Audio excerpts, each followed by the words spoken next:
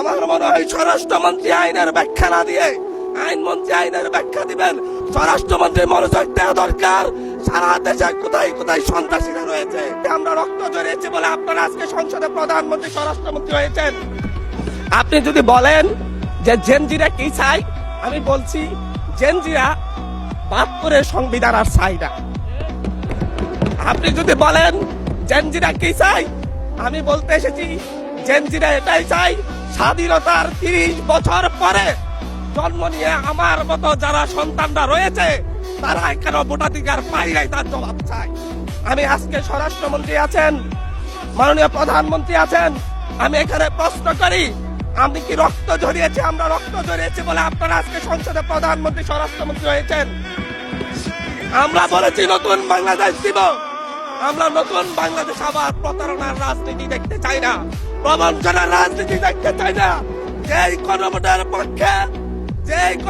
পক্ষে আমাদের মাননীয় প্রধানমন্ত্রী প্রচারণা চালিয়েছেন, যে আদেশের পক্ষে মাননীয় সরকার দলীয় সংসদ সদস্যরা প্রচারণা চালিয়েছেন, আজকে এখানে এসে কেন এটা নিয়ে আবার দীর্ঘ আলোচনা হতে হবে? এই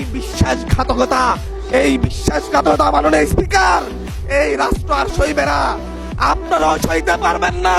বিশ্বাসঘাতকতার মূল্য এই দেশে আবার দিতে হবে আপনাদেরকে। আপনারা যারা আপনাদের ভাইদের রক্ত জড়িয়েছে, খুন করেছে, খুনের মামলা আছে, তাদেরকে আবার পুনর্বাসিত করে আমাদেরকে খুন করার জন্য লেলিয়ে দিচ্ছেন। একজন ভুক্তভোগী নারী অভিযোগ করেছে ওনাকে ধর্ষণ করা হয়েছে সাপ্তাহিক ভোট দেওয়ার কারণে। সার্কেল এসপি ১ ঘন্টার মধ্যে বলেছে এই ধরনের কোনো ঘটনা ঘটে নাই।